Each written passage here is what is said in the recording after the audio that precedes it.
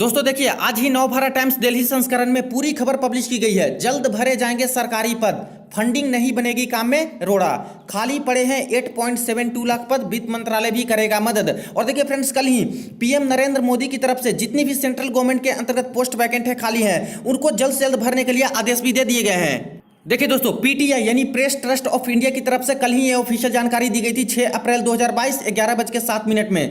PM Modi stressed every ministry department should take immediate steps to fill up vacancies, cabinet secretary Rajiv Gauba to secretaries. यानी जितने भी ministry और department में जो भी सीटें वैकेंट हैं, पीएम मोदी ने यहाँ पे जल्द से जल्द उसको भरने के आदेश दे दिए हैं। इमीडिएट स्टेप लेने के लिए यहाँ पे आदेश दे दिए गए हैं। यहाँ से देखिए पूरी खबर। नई दिल्ली, रोजगार के मोर्चे पर एक अच्छी खबर है। केंद्रीय मंत्रालयों में खाली पदों को जल्द भरा जाएगा। सूत्रों के अनुसार पीएमओ ने सभी मंत्रालयों से कहा है कि उनके मंत्रालयों में जितने भी पद खाली हैं उन्हें जल्द भरें। इस बारे में अगर फंड से संबंधित कोई समस्या है तो वित्त मंत्रालय से सलाह मशविरा करें। इसके बाद देखिए, एक उच्चाधिकारी के अनुसार मंत्रालयों को लिखे पत्र में कहा गया है कि वे बेशक निर्यात के साथ मैन्युफैक्चरिंग बढ़ावा को भी प्रोत्साहन दें, मगर इसके साथ जरूरी है कि जो पद खाली हैं उन पर भी तुरंत नियुक्ति हो। इससे मार्केट में रोजगार के अवसर पैदा होंगे। ज़्यादा समय तक इन पदों को खाली ना छोड़ा जाए। और बहुत सारी सीटें दोस्तों वैकेंट हो चुकी है पिछले 3 सालों में। केंद्रीय कर्मचारियों की यूनियन ने हाल ही रिक्त पदों में जल्द नियुक्ति को लेकर हड़ताल किया था। और लगातार दोस्तों छात्रों की तरफ से भी हड़ताल किए ही जा रहे हैं। कुछ दिन पहले ही दिल्ली में भी प्रोटेस्ट किया गया था। और खास करके मिनिस्ट्री ऑफ डिफेंस के अंतर्गत जो बहुत सालों से वैकेंसी नहीं आ रही है, आर्मी की भर्ती नहीं आ रही है, तो उसमें भी बहुत सारे छात्र प्रोटेस्ट किए थे, तो हड़ताल किया था। आगे देखिए कितने पद हैं खाली। केंद्र सरकार के अलग अलग विभागों में 8.72 लाख पद खाली पड़े हैं। बहुत ही ज्यादा संख्या है फ्रेंड्स। राज्यसभा में कार्मिक मंत्रालय और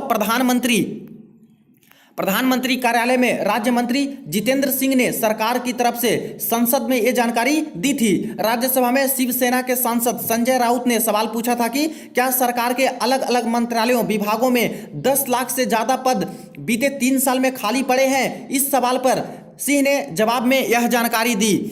सिंह ने बताया कि मुख्य तौर पर 3 भर्ती कराने वाली एजेंसी स्टाफ सिलेक्शन कमीशन यानी एसएससी, यूपीएससी और रेलवे भर्ती बोर्ड यानी आरआरबी हैं और वैकेंसी निकालती हैं। इन तीनों ने पिछले 3 सालों में यानी कि 2018-19 में 38,827, 2019-20 में 1,48,377 और 2020-21 में 78,264 लोगों की नियुक्ति की है। इतने को जॉब दे दी है। ये पूरी ऑफिशियल डेटा हम लोग यहाँ पे देखेंगे फ्रेंड, जो दिया गया है राज्यसभा में। देखिए मंत्रालयों में इतनी वैकेंसी साल यहाँ पे दिए गए हैं और खाली पड़े पद। अगर मार्च 2018 की बात करें तो 6,83,823 पोस्ट वैकेंट थे सेंट्रल गवर्नमेंट में। और ये दोस्तों एसएससी, रेलवे, यूपीएससी को मिला के और इसके अलावा भी जो सेंट्रल गवर्नमेंट की जॉब होती है उनको भी मिला के बताए गए हैं। मार्च 2019 में बात करें तो 9,19,153 पोस्ट दोस्तों यहाँ पे वैकेंट थे।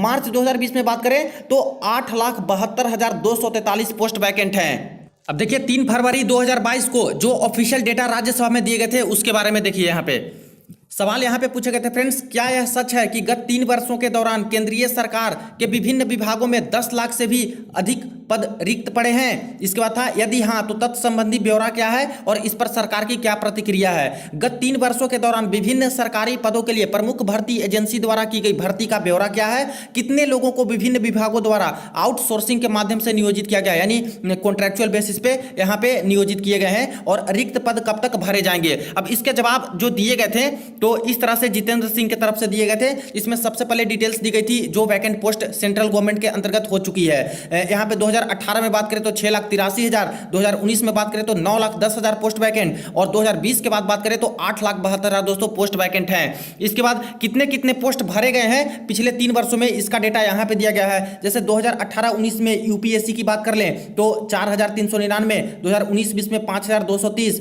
और 2021-20 में 3,609, यानी टोटल यूपीएससी के माध्यम से 13,238 पोस्ट भर दिए गए हैं 3 सालों में। एसएससी के माध्यम से यहाँ पे 1 लाख पोस्ट भर दिए गए हैं और आरआरबी के माध्यम से, रेलवे के माध्यम से 17,680। इसके बाद 2020 में 1,28,000 और 2021 में मात्र 5,764। टोटल मिला के 1,51,000 सीटें भर दी गई हैं पिछले 3 सालों में। इस अकॉर्डिंग देखा जाए तो टोटल दोस्तों यहाँ पे पिछले 3 सालों में मात्र इतनी बड़ी बड़ी एजेंसी को मिलाकर भी 2,65,000 ही जॉब दी गई है, जबकि सीटें कितनी वैकेंट है फ्रेंड्स इसके अलावे तो 8,72,000 सीटें वैकेंट है। और इसमें से भी सबसे ज्यादा फ्रेंड्स यहाँ पे रेलवे का ही हालत खस्ता है, रेलवे में ही सबसे ज्यादा सीटें वैकेंट है, 3 लाख से भी ज्यादा दोस्तों सीटें वैकेंट हो चुकी है। अब इसमें बात करें तो एनटीपीसी का दोस्तों 35,280 के आसपास, आरआरसी ग्रुप डी का 1,03,000 पोस्ट, और इसके बाद एमआई कैटेगरी का भी 1,600 के आसपास समथिंग पोस्ट यहाँ पे वैकेंट है। इसकी भर्तियां तो अभी होनी बाकी है और नोटिफिकेशन भी निकले हुए हैं। इसको हटा के भी देखा जाए तब भी फ्रेंड्स 1,49,000 एंट्री लेवल की पोस्ट यहाँ पे रेलवे में वैकेंट है, जो कि बिल्कुल नई वैकेंसी है फ्रेंड्स।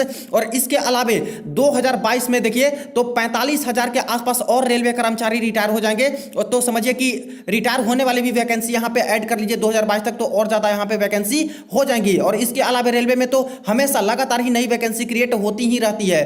तो रेलवे का ही हाल सबसे बुरा है कि इतना ज्यादा वैकेंट पोस्ट होने के बाद भी एंट्री लेवल वाली पिछले 3 सालों से 2019 से कोई भर्ती ये लोग निकाले नहीं है।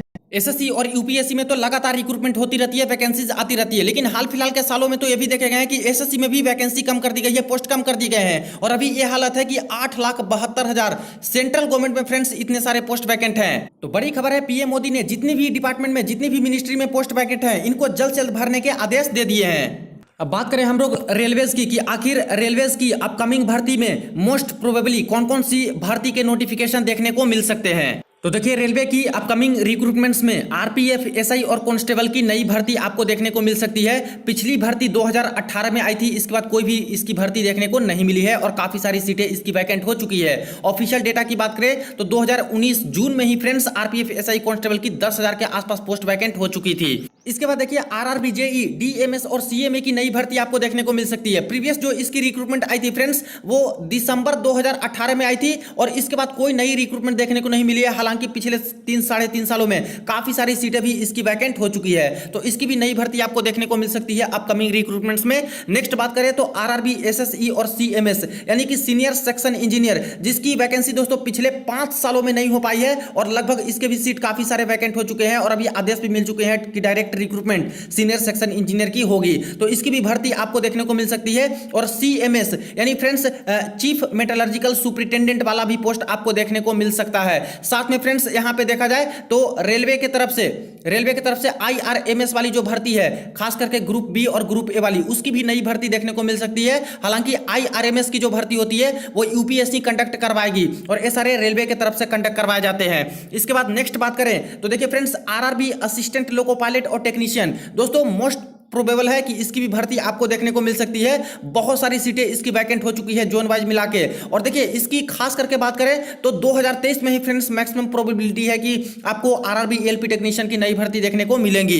नेक्स्ट बात करें यहाँ पे आरआरबी पैरामेडिकल कैटेगरी की, जिसमें खास करके यहाँ पे मेडिकल से रिलेटेड पोस्ट आते हैं, जैसे कि स्टाफ नर्स का हो गया, इसके बाद दोस्तों मलेरिया इंस्पेक्टर, वेलफेयर इंस्पेक्टर और भी फार्मासिस्ट ग्रेड 3, ये सारे पोस्ट होते हैं। इसकी भी भर्ती नई वाली आपको देखने को मिल सकती है, क्योंकि प्रीवियस भर्ती 2019 में हुई थी। इसके बाद कोविड के अंतर्गत काफी सारे जो इन सभी पोस्ट पे आउटसोर्सिंग के माध्यम से कॉन्ट्रैक्चुअल बेसिस पे भर्तियां करवाई गई थी, तो इसमें काफी सारी सीटें वैकेंट हो चुकी है, तो नई भर्ती देखने को आपको मिलेंगी।